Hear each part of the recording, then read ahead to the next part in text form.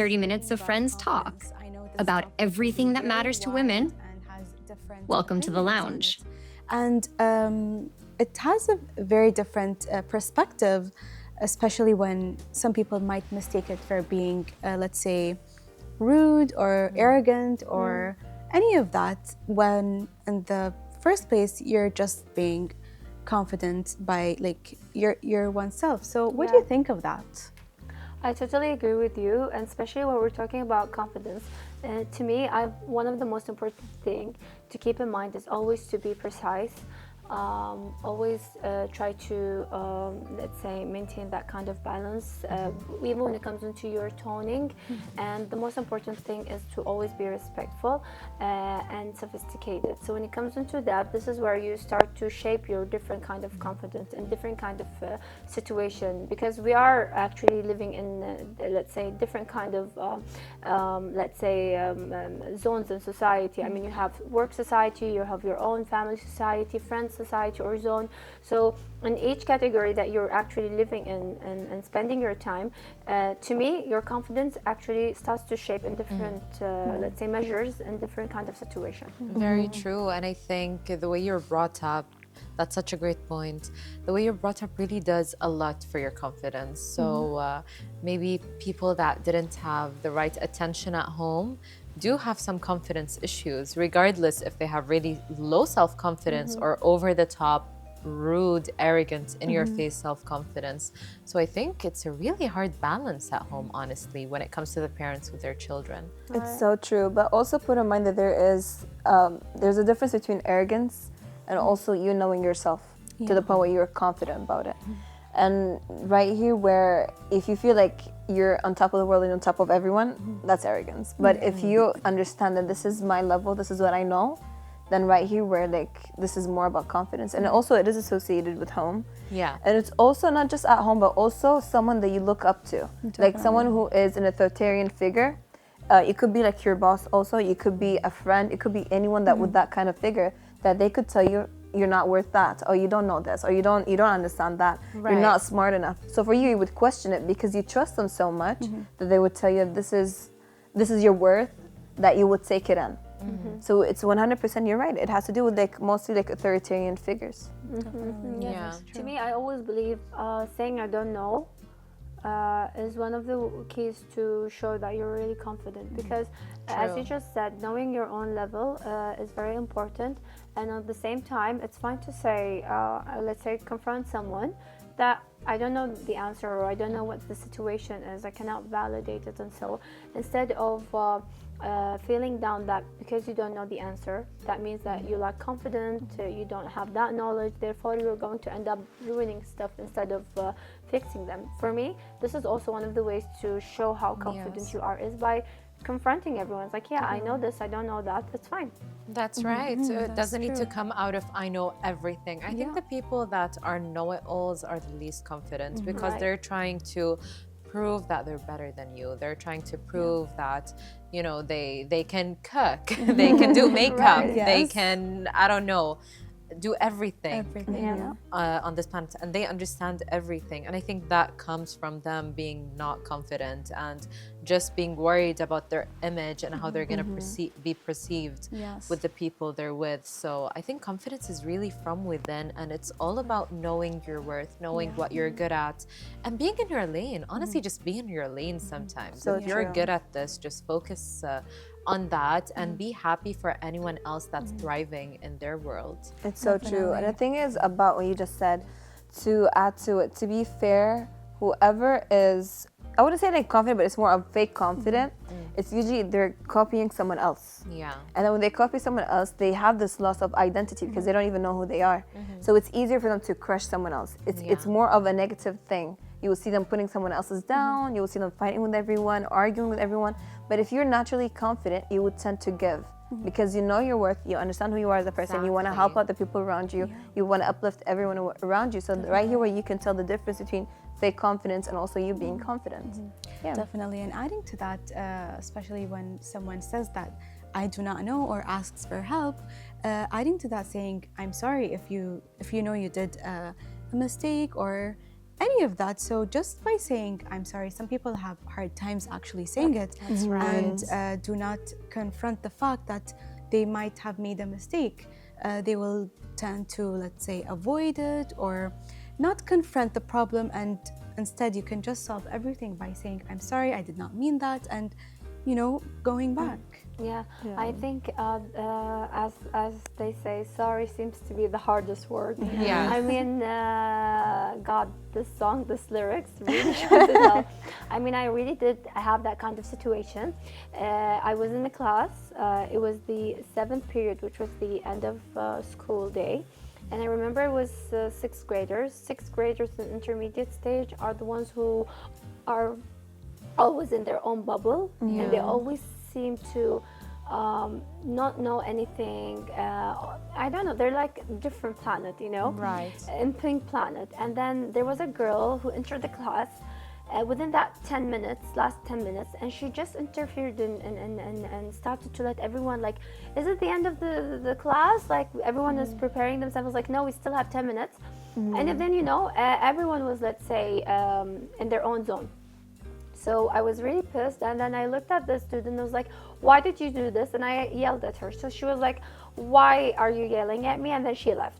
So the next day I was like feeling bad because, okay, it was her fault that she interrupted the class, but yet again, it wasn't supposed to be that way. Like, I shouldn't yell at her. So I waited for her to come. Like, all of the teachers were telling her, you did something wrong, you have to apologize for Miss Hiba. And she was like, I didn't do something wrong, I just opened the door and that's it. So when she came to me, she approached me, and once I saw her, I was like, you know what? Thank God you just came. I'm so sorry what happened. It's because I was like, it was under pressure. The students there were 32 students. You want to control them. Yeah. And they're in their pink, bubbly planet. Yes. So we're like, everyone, you have to, let's say, get them in control. So she was like, you're apologizing to me? It's like, yes, because you didn't deserve what happened, me yelling at you. And she was like really in that shock zone where a teacher is apologizing for me interrupting her class. And then, she started to figure out that, what? Yeah, I did something wrong too. And she did come and apologize at the same time, but she was really in that shock moment, like, she apologized to me. So I do believe that this is part of also having confidence, is being able to actually say sorry. It doesn't matter to whom you're saying it, different age gap or any kind of, let's say, the most important thing is to keep yourself in the situation that, yes, I did this and I confront myself, and it's fine to say sorry, Definitely. So To be fair, for me, I've never liked saying sorry. I don't like it. I just don't like saying it. It's just, if I've done something wrong, you should figure it out. Right. Get your life together. Honestly, you're on your own this one. But I think I built myself to start saying sorry. If I did something wrong, I would definitely apologize. Yeah. But now I train myself to the point where I say sorry for everything. Oh, wow. Yeah, so You're now I'm on overdoing it the now. end of the extreme. Yeah, and now But I'm I like, feel sorry. like you're the one who, you don't say sorry, but if you knew that you're wrong, like, you would do a gesture, like, to loosen things up, but never say sorry out loud.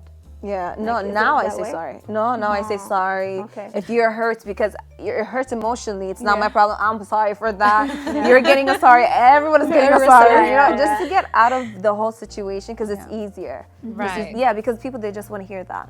And for me, I'm like, Definitely. yeah, sorry. And they're like, oh, thank you for that. I'm like, I really don't care. I just said it for the sake of it. But now I struggle with that. So keep in mind not to take your sorry for real. You're probably not 100%. sorry. You're probably still angry with 100 us. Yes. Yeah. I'm too petty.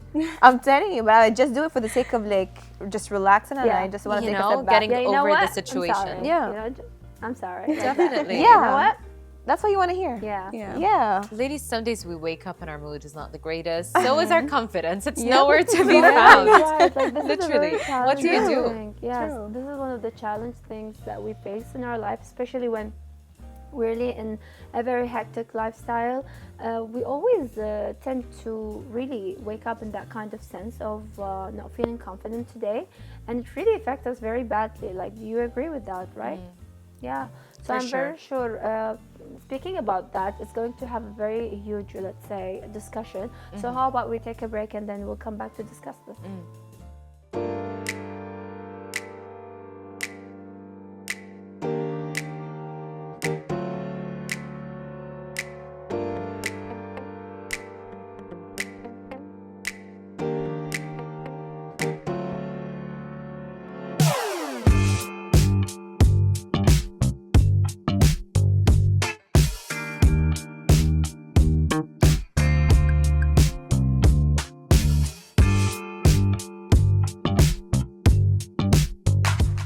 So speaking about confidence, this will lead us to talk about insecurities. Like a lot of people would see you as a very, let's say, strong, independent woman with confidence and so on. But yet again, they would never think that this person do have insecurities in many kind of ways. Like, do you believe in that? I don't think so. I feel like people do have this idea that if you are strong and you have this personality and you're confident that you don't have any insecurities. I think we all do. Even the most famous, prettiest person, most perfect person alive does have insecurities. But do you decide to share them or do you not share them? That's the question, because a lot of people would just act like, what insecurities? I don't have those. And then others would address them and be completely comfortable and casual with it. So I feel like it goes both ways. Definitely, that is true. But I can agree with you on certain point, Rita, because I would tell my insecurities to the people I love or to the people I care about and who, like, let's say friends or close friends or family. But I wouldn't, share it, with anyone or anyone who I just met. I would probably avoid that. For me, it's not about sharing to who, to be fair, but it's more of I would share my insecurities just because I want to make sure that people don't have power against it. Like for me, I'm taking the authority, I'm taking the power. Because my insecurity, you're not gonna take me down with it. But I trust myself. It's like, yeah, it is insecurity, but I'm pretty much comfortable. I'm still working on it. I'm still growing as a person. So I have nothing against it. So for me, sharing is completely fine, but not to the point where you're being too vulnerable and you get super sensitive. And like the minute you hear, you're like, why did you use it against me? And you become a victim. We don't want to have that kind of mindset, but it's more of taking the power from others instead of like them abusing it. So that's for me what it is, to be fair. Yeah, so I believe that I think the most common thing is to share what's need to be shared, not to overshare things in that matter. I do remember, especially when it comes into my work society, they always see me as that confident girl that speaks out loud. And I have this thing that if I have something in my mind, I have to speak it out loud. But the thing is, I'm a very shy person, and I'm very terrified when it comes into public speaking. I really push myself really hard to be the opposite of my own, let's say, real personality, is because we've seen through time and within all the things that you've seen in life, if you don't speak out, that means lots of things that you're going to lose. And this is the time where you have to actually present yourself. So when I share with my colleagues these kind of insecurities, they be like laughing, are you serious? No way that you have these kind of, let's say, insecurities or issues. So I noticed that, you know what, you don't need to share everything for everyone, because not everyone is going to either believe you or understand what you're going through, the amount of pressure that you're putting yourself through in order for you to present yourself in that way.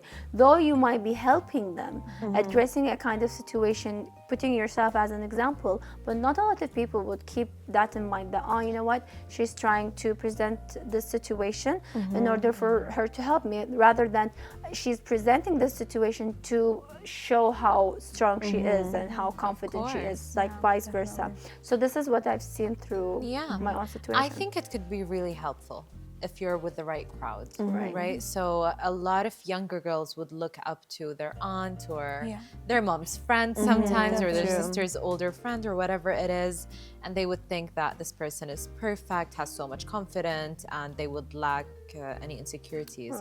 So I feel that would be the perfect opportunity where someone can talk about their insecurities. Like, no, like, see, I have an issue with, for example, the weight I gained, but I'm still working through it. I'm happy. I'm like happy with myself. I'm able to like work through this. So I sometimes think it's that's more of an acceptance, you know. Exactly, accepting it and then doing something about it, hopefully. Right? If it's something that's making you uncomfortable or an insecurity, it is not wrong to go and address it. So I feel like that's where it's fine. But I do agree to some extent with Atyab that if we do talk about our insecurities, some people might want to use it against us. I think me and you believe that, okay, it gives us maybe all the power, but some people are hateful enough to go around and use it against you. They have this terrible energy. Definitely. And to be fair, one of the insecurities, there's certain, personally, I think there are some insecurities where I'm comfortable in sharing, Yeah. and I know I'm protective of. So even if you talk about it, I really don't care.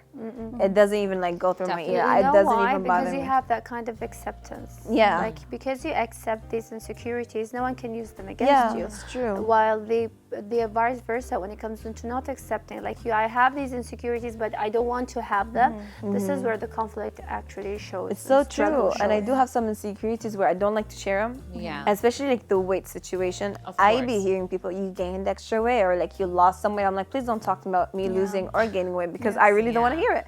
I'm working on it on my own. So I think there are some insecurities where it's true. I am very accepting towards, and some that I'm very protective and I'm trying to not Definitely. show it to anyone. But I think people, they just want to talk anyways. Right. So might as well just accept everything and They will let's just regardless. move out of their lives, Yes, honestly. that is true. I can agree with what Tiba said here.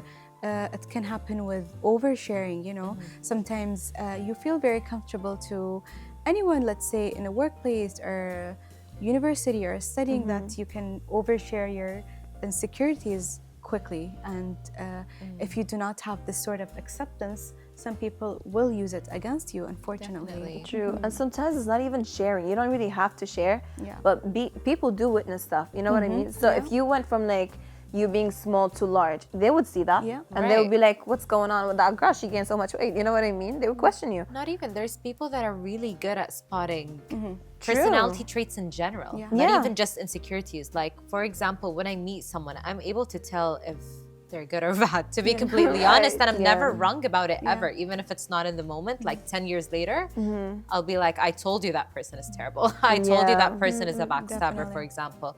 So I do pick up on insecurities. I do pick up on confidence points when it comes to people. But I think always use that to not help, but more make the person you're talking to more comfortable, right? If I think this person is uncomfortable by something, go around it, make it a more comfortable situation. So I really think it's about who you're dealing with too. Definitely. Like True. some people just look for trouble. Yeah. Right, right, and this is very true, especially when it comes into within different. People would say that this kind of situation is different from being here and abroad. I mean, it's all global, it's all the same.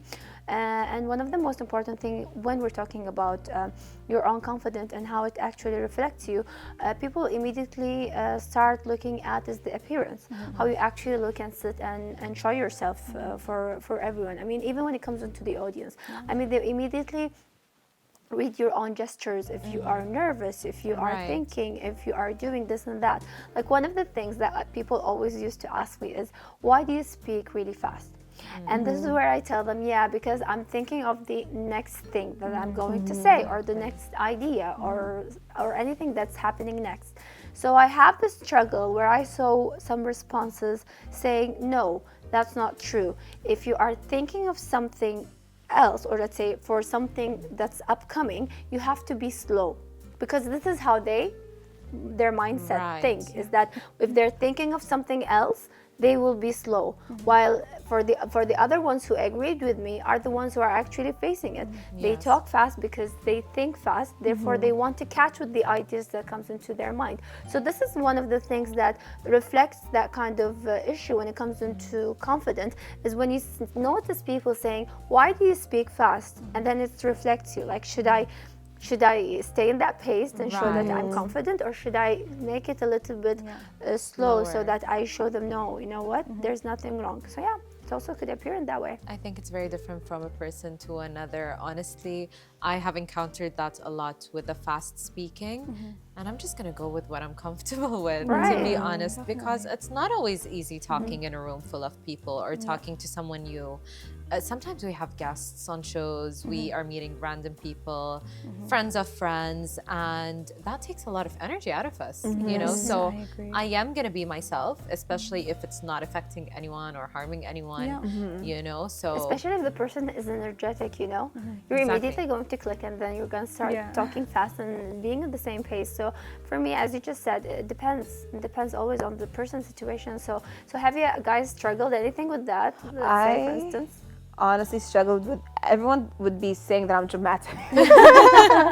I'm dramatic and I'm just too extra and too social and whatever. And for me, these two really got me through life. It was too much for me that I couldn't even deal with it. And I feel pretty overwhelmed with it that became insecurity. Now I'm completely the opposite because of that. Because of that, yeah. But anyhow, you guys, it's like the conversation is getting a bit too exciting. So let's just go take a break and we'll be right back. Sure.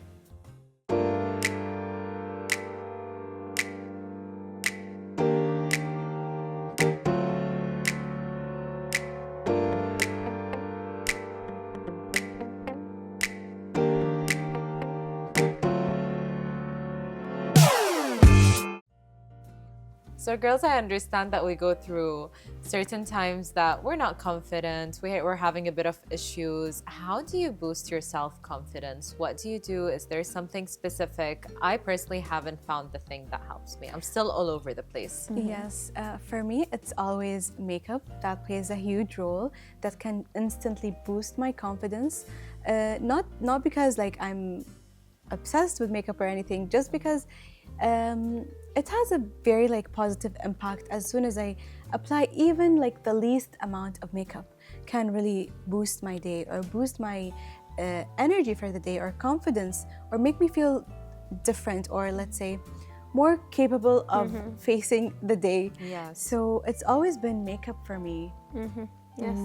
Well, for me, it depends. Like, if I'm having an event or attending to be an MC, I immediately go to my husband and I'll be like, I don't feel confident. I don't feel like I can do this. And it's like, come on, this is what you do. It's easy peasy. Like, you can just go and flow and stuff. And it's like, no, I don't feel. But inside, it's like, yes, and you know. And then when it comes into work and things like that, you know, I immediately think about my friends, and it's always about the surrounding. To me, it's always about the right person in the right situation, you know. Like, I know this person he can boost me or they can boost me for this kind of let's say situation when it comes into work, when it comes into family. Like, I'm always that kind of person who likes to make these events and do the gatherings, and I do a lot of work.